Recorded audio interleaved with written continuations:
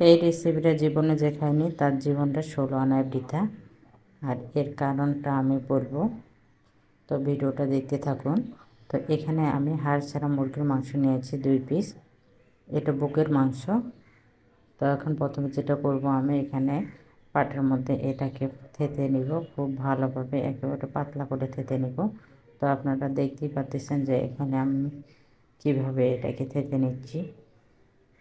তো যতদূর সম্ভব আপনারা এটাকে পাতলা করে নেবেন, তাহলে খেতে কিন্তু অসাধারণ লাগবে। তো এই তো আমার একটা এখানে খুব সুন্দরভাবে থেতো করা হয়ে গেছে, আর দেখেন কতটা পাতলা হয়ে গেছে। তো একই প্রসেসে আমি আরেকটি পিসও এখানে থেতো করে নেব। তো 2টা পিস আমার এখানে থেতো করা হয়ে গেছে।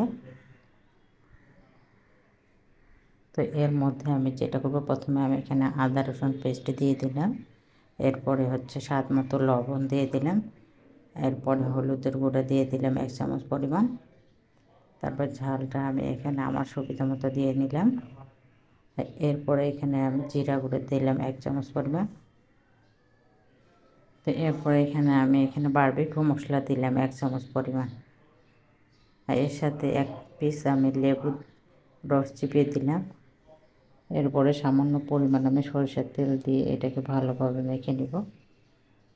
তো এটাকে উল্টিয়ে পাল্টিয়ে মেখে নিতে হবে, সমস্ত মশলা যেন মাংসের গায়ে লেগে যায়।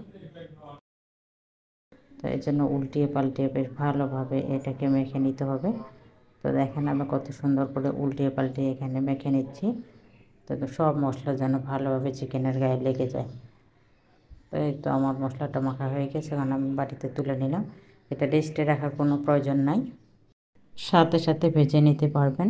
তো অন্যদিকে আমি একটা ফ্রাই প্যানে পরিমাণ মতো সরিষার তেল দিয়ে এর মধ্যে আমি চিকেনের পিসটাকে দিয়ে দিচ্ছি। চুলার আঁচ একেবারে লোতে রেখে এটা ভেজে নিতে হবে ধীরে ধীরে, তাড়াহুড়ো করা যাবে না এখানে। তো এক পাশটা আমার এখানে ভাজা হয়ে গেছে, আমি চুলার আঁচ একেবারে কিন্তু লোতে দিয়ে এটা ভাজতেছি, ভিতরটা যাতে ভালোভাবে কুক হয়, এজন্য চুলার আঁচ লোতে রেখে এটাকে ভেজে নিতে হবে। তো 1 পিস আমার এখানে ভাজা হয়ে গেছে, এখন আমি এটাকে তুলে নিচ্ছি। তো সেমভাবে আমি আরেকটা পিস এখানে ভেজে নিব।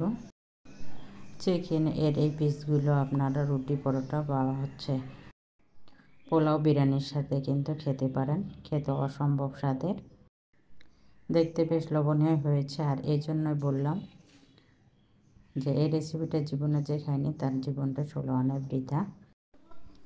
তো এতক্ষণ যারা আমার ভিডিওটা দেখলেন সবাইকে অসংখ্য ধন্যবাদ।